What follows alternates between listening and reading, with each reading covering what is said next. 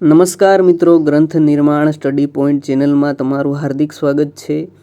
મિત્રો, આજે આપણે યુનિવર્સિટી ગ્રંથ નિર્માણ બોર્ડના ઓરિજિનલ પુસ્તક ગુજરાતનો ઇતિહાસ પ્રાચીન કાળની મોસ્ટ આઈએમપી પ્રશ્નોની સિરીઝ શરૂ કરી રહ્યા છીએ. આજે આપણે પહેલો ટેસ્ટ એટલે કે પહેલું ચેપ્ટર જે છે ભૂમિકા, જે આપણે અહીંયા દેખાય છે, આપણું પહેલું જે ચેપ્ટર છે બરાબર, એની અંદરથી આપણે તમામ 50 પ્રશ્નો લીધા છે જે મહત્વપૂર્ણ બને એવા હતા. એટલે આ વિડીયોમાં જોવાના છીએ બરાબર. આ પ્રકરણમાં આખા ઇતિહાસની એક ઝલક ગઝલ હોવાથી તમને આમાં મૌર્ય, સત્રપ, સોલંકી વંશના પ્રશ્નો પણ જોવા મળશે. આગળના પ્રકરણોમાં જે પણ ટોપિક આવશે તે આખા ચેપ્ટરમાંથી જેટલા પણ મહત્વના પ્રશ્નો બનશે, ભલે તે ગમે તેટલી સંખ્યામાં હોય, તે બધા જ પ્રશ્નો સોલ્વ કર્યા પછી જ આપણે નવું પ્રકરણ શરૂ કરીશું બરાબર. એટલે આગળના પ્રકરણનું જે બીજું પ્રકરણ આવશે એમાં પણ જેટલા ક્વેશ્ચન જે મહત્વપૂર્ણ બનશે તેટલા આપણે ક્વેશ્ચન લઈ લેશું બરાબર, જેથી આપણી તૈયારી થઈ શકે. એક ખાસ વાત એ છે કે જે વિદ્યાર્થીઓ આ પુસ્તક ક્યારેય નથી વાંચ્યું, એટલે કે જે ગ્રંથ નિર્માણ બોર્ડનું આ પુસ્તક છે, તેમને આ પ્રશ્નો થોડા અઘરા હાર્ડ લાગી શકે છે, કારણ કે આ સરકારી ચોપડીના બેઠા ઊંડાણપૂર્વક પ્રશ્નો છે. પરંતુ જે વિદ્યાર્થીઓએ આ બુક એકવાર પણ વાંચી છે તેઓ આ વિડીયોને ક્યારેય સ્કીપ નહીં કરે, કારણ કે તેમને ખબર છે કે લાઇન ટુ લાઇન રિવિઝન કરવા માટે આનાથી બેસ્ટ સિરીઝ આખા યુટ્યુબ પર ક્યાંય મળવાની નથી. આ પ્રશ્નો તમે ક્યારેય સોલ્વ કર્યા નહીં હોય. તો ચાલો આપણે તમારી પેન અને પેપર તૈયાર રાખો અને કોમેન્ટમાં જણાવજો કે 50માંથી તમારા કેટલા પ્રશ્નો સાચા પડ્યા. અને આના પછી આ જ પુસ્તકનું બીજું ચેપ્ટર શરૂઆત કરશું, જેના પ્રશ્નો લઈને આવશું જેટલા બને તેટલા બરાબર.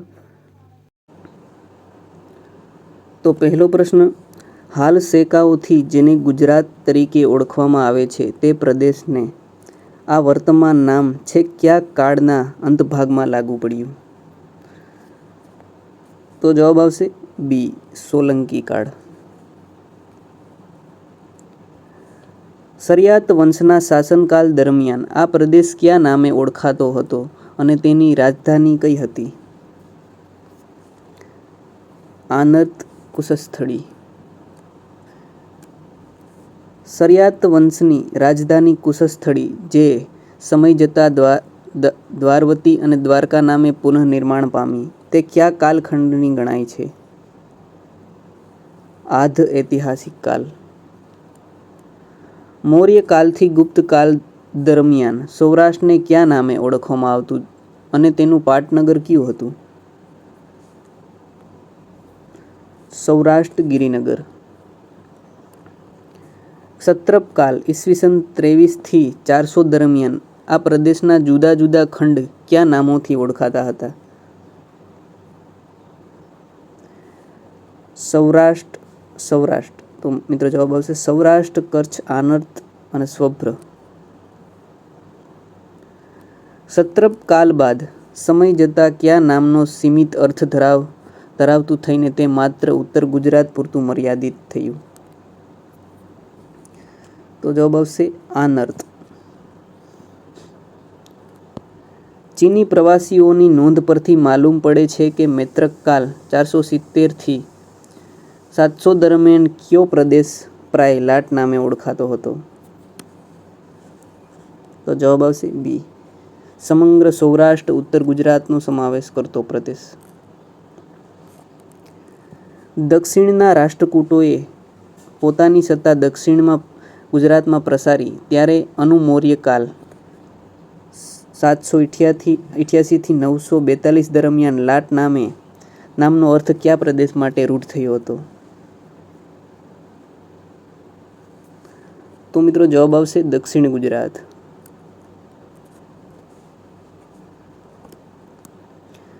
પ્રાચીન કાળમાં દક્ષિણ રાજસ્થાન ભિન્નમાલ પ્રદેશને કયા નામે ઓળખવામાં આવતો?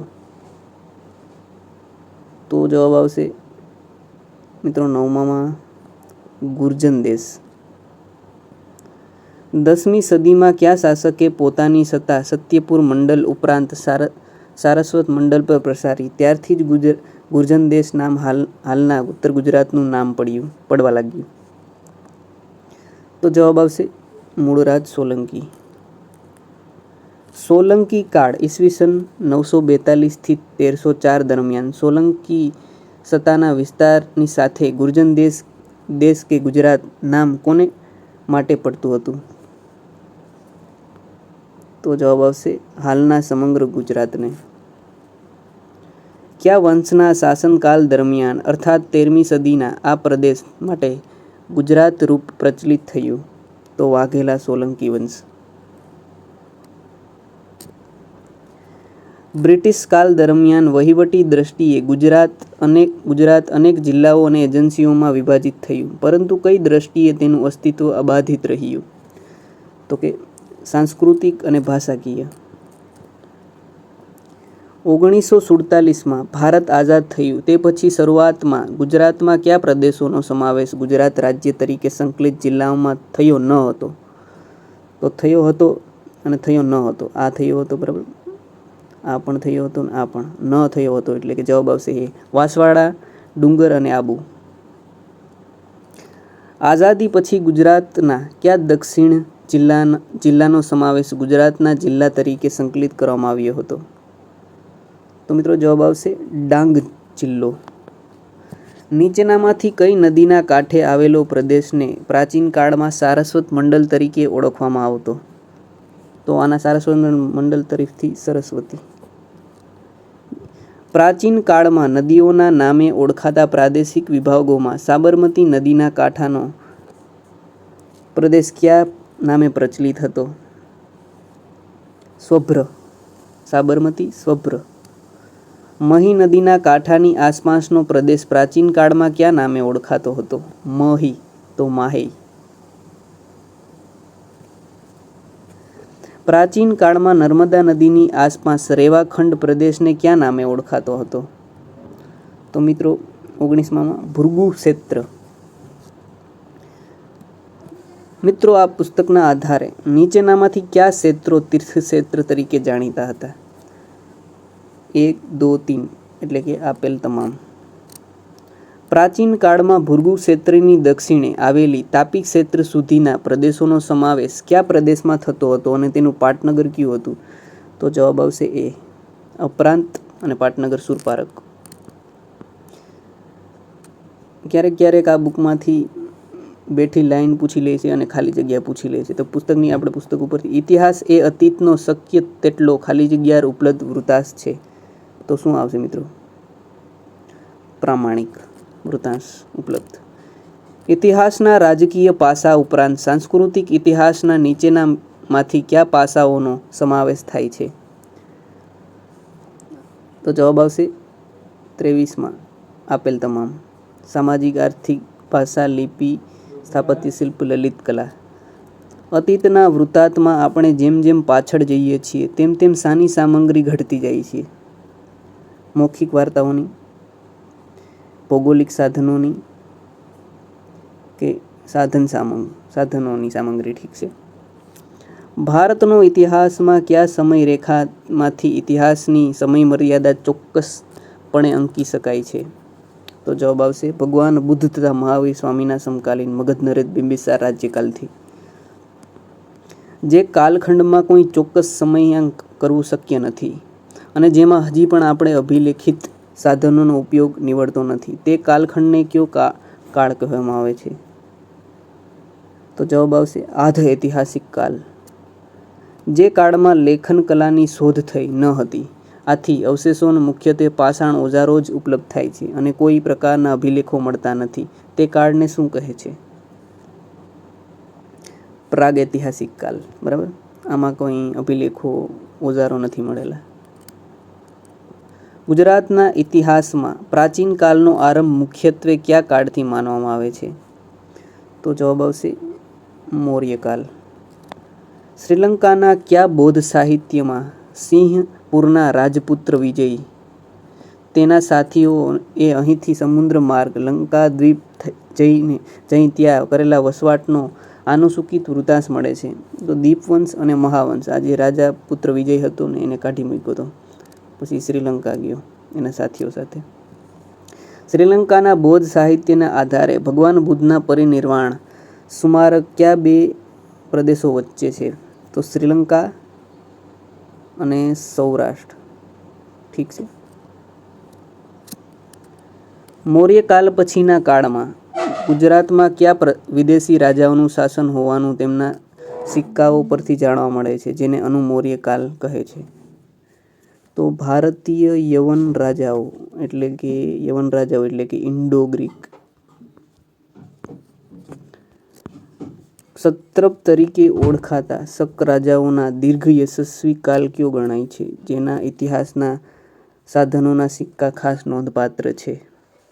32 એટલે કે જવાબ આવશે બી. હવે આપણે આગળ જોઈએ તો મગધના કયા સમ્રાટે ઈસવીસન 400ના અરસામાં માળવા પર પોતાની સત્તા પ્રસારી છે, ત્યારે ગુજરાતમાં સૌ ભટ્ટાર કે નામે રાજા સત્તારૂઢ થયો હતો?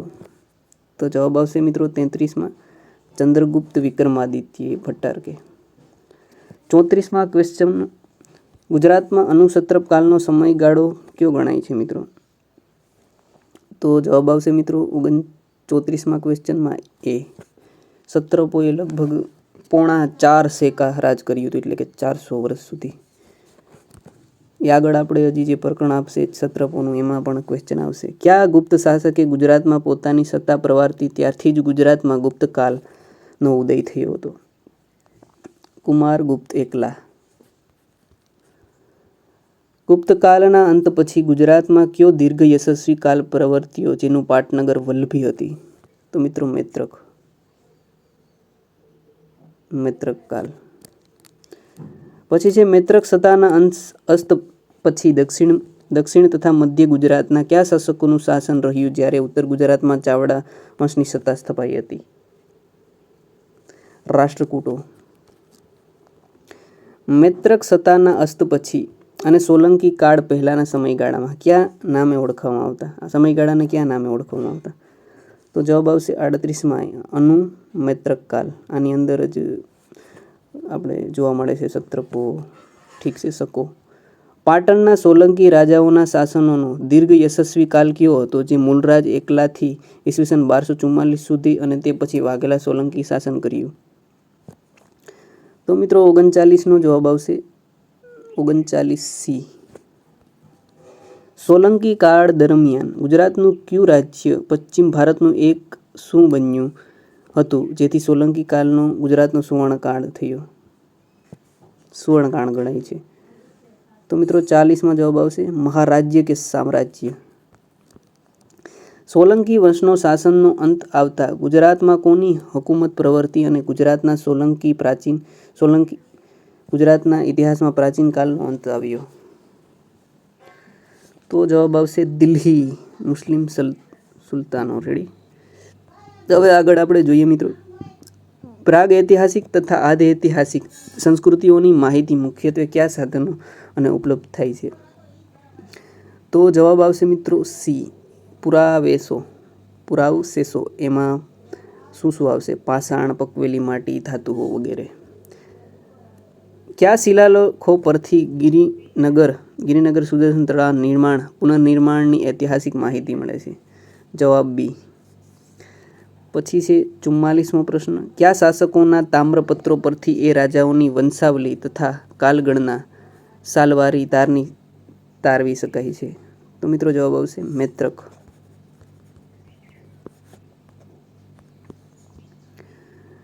સોલંકી કાળનો તામ્રપત્રો પરથી મુખ્યત્વે કઈ માહિતી જાણવા મળે છે? રાજ્યના વહીવટી વિભાગો તથા પેટા વિભાગો. હેમચંદ્રાચાર્ય દ્વારા રચાયેલી કૃતિ સોલંકી કાળના રાજકીય તથા સાંસ્કૃતિક ઇતિહાસ પર વિપુલ પ્રકાશ પાડે છે. કઈ કૃતિ આપણે? તો જવાબ આવશે મિત્રો 46મો ક્વેશ્ચનની વાત આવે તો દયાશ્રવ્ય. નીચેનામાંથી કઈ સાહિત્ય કૃતિ બિલ્હણ દ્વારા રચિત છે? તો મિત્રો 47માં કર્ણસુંદરી. પછી બિલ્હણની હજી એક છે કથાસરિત સાગર. નહીં, કથાસરિત સાગર સોમવેદની છે. રેડી, સોરી મિત્રો. બિલ્હણ. પ્રભાકચરિત, પ્રબોધ ચિંતામણી, વિચાર શ્રેણી, પ્રબોધ કોશ અને વિવિધ તીર્થકલ્પ જેવા ગ્રંથો કેવા ગ્રંથો ગણવામાં આવે છે? તો જવાબ આવશે બી પ્રબંધ ગ્રંથો. કયા કવિએ હિન્દી પદમાં રચાયેલ રત્નમાલા કાવ્ય પરથી ચાવડા વંશની વિપુલ માહિતી ઉપલબ્ધ થાય છે? વંશની વિપુલ. તો તો જવાબ આવશે મિત્રો કવિ કૃષ્ણ ચાવડા વંશ સાથે સંબંધિત. 50મો ક્વેશ્ચન મિત્રો, સોમેશ્વર કૃતિ, કીર્તિ કૌમુદી અને ઈરીસિંહ કૃતિ, સુકૃત સક્રિતન કૃતિ મુખ્યત્વે કયા કાળના ઇતિહાસની માહિતી આપે છે મિત્રો? તો સોલંકી. તો મિત્રો ગુજરાતના ઇતિહાસ પ્રાચીન કાળની ગ્રંથ નિર્માણ બુક ઉપરથી જે પહેલું ચેપ્ટર હતું એના 50 મહત્વપૂર્ણ ક્વેશ્ચનો આપણે લઈ લીધા છે. અને હવે મિત્રો આગળનો વિડીયો બીજું પ્રકરણ એટલે બીજું ચેપ્ટર છે તેના ઉપર આવશે અને તેના મહત્વપૂર્ણ જેટલા પણ 50-100 ક્વેશ્ચન બનશે તે મહત્વપૂર્ણ ક્વેશ્ચન લઈ લેશું. તો જો વિડીયો સારો હોય તો લાઈક કરજો અને કોમેન્ટ એક કરજો તો ખબર પડે, બરાબર? તો આપણે આગળ સિરીઝ ચાલુ રાખીએ અને વ્યૂઝ ન આવે કે આવે એની આપણને કાંઈ ચિંતા નથી, બરાબર? તો ચાલો મિત્રો મળશું એક નવા વિડીયો સાથે. જય હિન્દ, જય ભારત.